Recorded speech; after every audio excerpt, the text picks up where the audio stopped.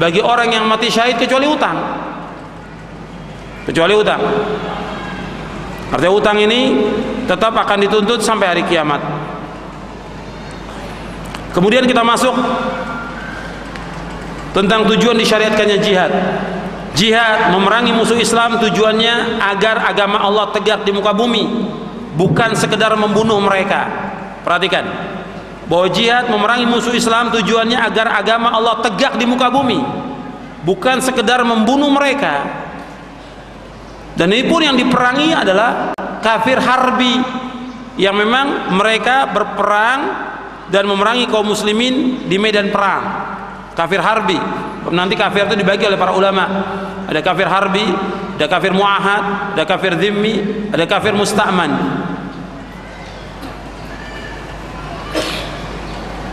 Bahwa jihad memerangi musuh Islam tujuannya agar agama Allah tegak di muka bumi, bukan sekedar membunuh mereka. Dasarnya yaitu firman Allah dalam surah Al-Baqarah ayat 193. Allah berfirman, wa qatiluhum hatta la takuna fitnatun wa yakuna ad-dinu lillah fa in intahu fala udwana illa 'alal zalimin. Dan perangilah mereka sehingga tidak ada fitnah lagi dan sehingga agama itu hanya untuk Allah saja. Jika mereka berhenti dari memusuhi kamu, maka tidak ada permusuhan lagi kecuali terhadap orang-orang yang zalim. Jadi di sini disebutkan agar agama Allah tegak di muka bumi. Kita lihat tafsirnya. Penjelasan Imam Ibnu Jarir At-Tabari dalam tafsirnya. Beliau wafat tahun 310 Hijriah rahimahullah. Beliau berkata, perangilah mereka sehingga tidak terjadi lagi kesyirikan kepada Allah. Tidak ada penyembahan kepada berhala, tidak ada kemusyrikan dan ilah-ilah yang lain, sehingga ibadah dan ketaatan hanya ditujukan kepada Allah saja, tidak kepada yang lainnya. Rasulullah sallallahu alaihi wasallam bersabda, umirtu an uqatilan nas hatta yashhadu an la ilaha illallah wa anni rasulullah. Aku diperintah untuk memerangi manusia sehingga mereka bersaksi, bersyahadat bahwa tiada ilah yang berhak diibadahi melainkan hanya Allah, dan aku adalah Rasulullah. Wa yuqimus shalah wa yu'tuz zakah fa idza fa'alu dzalika 'asamu minni dima'ahum wa amwalahum illa bihaqqil Islam wa hisabuhum Allah taala. Kata Nabi, aku diperintah untuk memerangi manusia agar mereka bersaksi tiada ilah yang berhak diibadahi melainkan hanya Allah, dan aku adalah Rasulullah, dan hendaknya mereka mendirikan salat, mengeluarkan zakat. Apabila mereka melakukan yang demikian, terjaga darah dan harta mereka, dan hisab mereka ditanggung oleh Allah subhanahu wa ta'ala. Artinya hisab mereka diserahkan kepada Allah subhanahu wa ta'ala. Kemudian selanjutnya Abu Abdillah Al-Qurtubi yang wafat tahun 671 Hijriah, beliau berkata, ayat dan hadis di atas menunjukkan bahwa sebab qital, sebabnya perang, sebabnya jihad melawan orang-orang kafir adalah sebabnya kekufuran. Sebabnya kekufuran. Ini dilihat dalam tafsir Al-Qurtubi. Kemudian Syekh Abdurrahman bin Nasir As-Sa'di rahimahullah berkata, maksud dan tujuan dari perang di jalan Allah bukan sekedar menumpahkan darah orang-orang kafir, bukan sekedar mengambil harta mereka, akan tetapi tujuannya agar agama Islam ini tegak karena Allah di atas seluruh agama, dan menghilangkan, mengenyahkan semua bentuk kemusyrikan yang menghalangi tegaknya agama ini. Dan itu yang dimaksud dengan fitnah, yaitu syirik. Apabila fitnah kemusyrikan itu sudah hilang, tercapailah maksud tersebut, maka tidak ada lagi pembunuhan dan perang. Ini bisa dilihat dalam tafsir Taisir Karimur Rahman fi Tafsiri Kalamil Mannan, halaman 89, ketika menjelaskan ayat surah Al-Baqarah ayat 193. Jadi jihad disyariatkan agar agama Allah tegak di muka bumi. Karena itu sebelum dimulai peperangan diperintahkan untuk berdakwah kepada orang-orang kafir agar mereka masuk Islam. Jadi sebelum kita memerangi orang-orang kafir, didakwakan dulu. Dan itu yang dilakukan Rasulullah SAW, didakwakan dulu, diajak mereka untuk masuk Islam. Kalau mereka tidak mau, disuruh mereka untuk membayar jizyah, pajak. Kalau mereka tidak mau, diperangi. Jadi ada tahapannya, tidak langsung diperangi. Jadi tahapannya diajak dulu mereka untuk masuk ke dalam Islam. Setelah itu baru mereka diperangi, disuruh untuk bayar jizyah. Setelah itu baru mereka diperangi. Jadi ada tahapannya, tidak langsung mereka diserang. Bahkan Rasulullah sendiri itu, kalau kita lihat tahapan jihad yang dilakukan oleh Rasulullah SAW, awalnya Rasulullah SAW itu disuruh oleh Allah untuk menahan diri. Jadi kaum muslimin diperintahkan untuk menahan diri, tidak berperang. Jadi kaum muslimin diperintahkan oleh Allah Subhanahu wa taala untuk menahan diri. Itu waktu di Mekah. Setelah itu diizinkan untuk memerangi orang-orang kafir.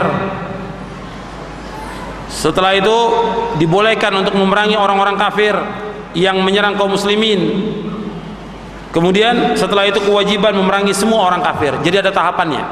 Tahapan kewajiban jihad yang diperintahkan oleh Allah kepada Rasulullah dan para sahabatnya, pertama kali itu larangan memerangi orang-orang kafir, yang tercantum dalam surah An-Nisa ayat 77. Antum catat, dalam surah An-Nisa ayat 77.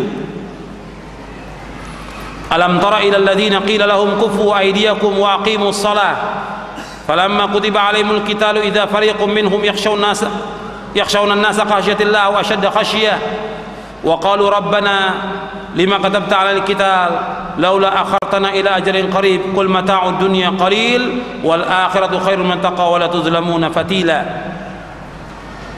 Jadi Allah sebutkan di dalam surah An-Nisa ayat 77, alam tara ilal ladzina qila lahum kufu aydiyakum wa aqimus salata wa atuz zakah falamma kutiba alaihimul qitalu idza fariqum minhum yakhshawna an-nasa khashyatillahi aw ashadda khasyah wa qalu rabbana lima katabta alaina al-qital laula akhartana ila ajalin qarib qul mata'ud dunya qalil wal akhiratu khairul liman ittaqa wa la tuzlamuna fatila. Tidakkah engkau perhatikan kepada orang-orang yang dikatakan kepada mereka, hendaklah kalian menahan tangan-tangan kalian, dirikanlah salat, keluarkanlah zakat. Tatkala diwajibkan kepada mereka perang, tiba-tiba sebagian dari mereka takut kepada manusia sebagaimana mereka takutnya kepada Allah, atau lebih takut lagi. Mereka berkata, wahai Rabb kami, kenapa engkau wajibkan kepada kami perang? Alangkah baiknya kalau engkau tunda kepada waktu yang dekat. Apa kata Allah? Katakanlah, sesungguhnya kehidupan dunia ini kecil dan akhirat lebih baik bagi orang-orang yang takwa, dan kalian tidak akan dizolimi sedikit pun juga. Jadi awalnya mereka mengharapkan perang, ketika diwajibkan mereka katakan kenapa tidak ditunda dulu. Jadi awalnya diperintahkan mereka untuk menahan diri, itu awalnya. Kemudian yang kedua, tahapan yang kedua, yaitu diizinkan untuk memerangi orang-orang kafir berdasarkan surah Al-Hajj surah 22 ayat 39. Udzina lil ladzina yuqataluna bi annahum zulimu wa innallaha ala nasrihim laqadir. Diizinkan bagi orang-orang yang diperangi bahwa mereka telah dizolimi, sesungguhnya Allah Maha berkuasa untuk menolong mereka. Kemudian yang ketiga, dibolehkan memerangi orang-orang yang menyerang kaum muslimin dalam surah Al-Baqarah ayat 190. Wa qatilu fi sabilillahi alladhina yuqatilunakum wa la ta'tadu. Hendaklah kalian memerangi, hendaklah kalian berperang di jalan Allah atau memerangi orang-orang yang memerangi kalian, dan jangan kalian melewati batas. Kemudian yang keempat, kewajiban memerangi semua orang kafir. Semua orang kafir artinya memerangi kaum muslimin. Dalam surah At-Taubah ayat 29 dan juga di ayat 36. Jadi ini tingkatan atau tahapan kewajiban jihad yang disebutkan oleh para ulama dengan mengambil ayat-ayat dari Al-Quran dan hadis Nabi SAW. Sekarang tingkatan jihad menurut Imam Ibnul Qayyim Al-Jauziyah rahimahullah, yang beliau wafat tahun 751 Hijriah. Jihad memiliki 4 tingkatan.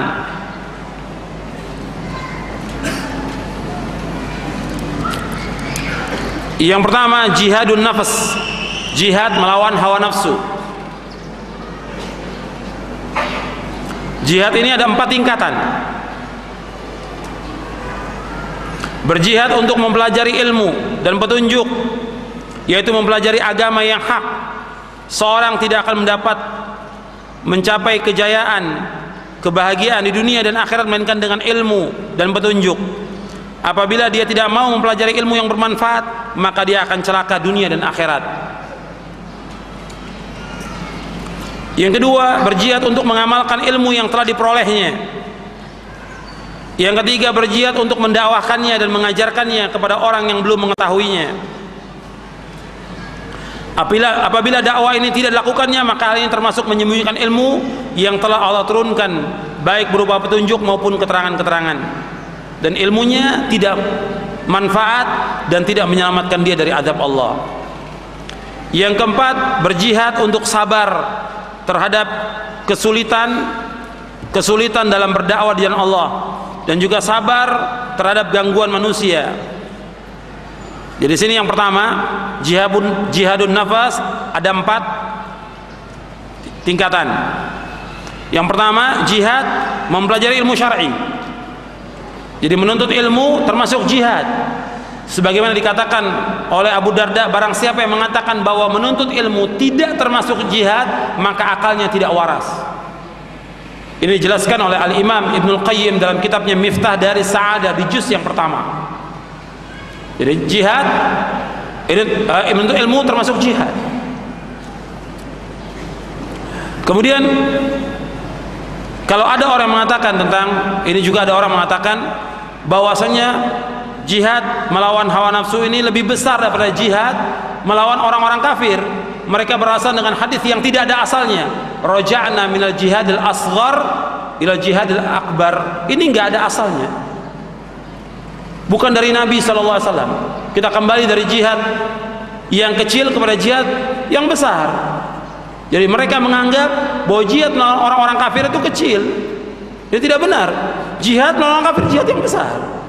Tapi dimulai dari mana jihad itu? Dimulai dari jihadun nafas. Sebelum jihad melawan orang kafir, jihad melawan diri kita dulu. Yaitu dengan apa? Dengan menuntut ilmu syar'i. Dengan menuntut ilmu syar'i, dengan belajar, dengan mengamalkan ilmu ini, sebagaimana Nabi SAW diperintahkan oleh Allah Subhanahu wa taala pada waktu di Mekah.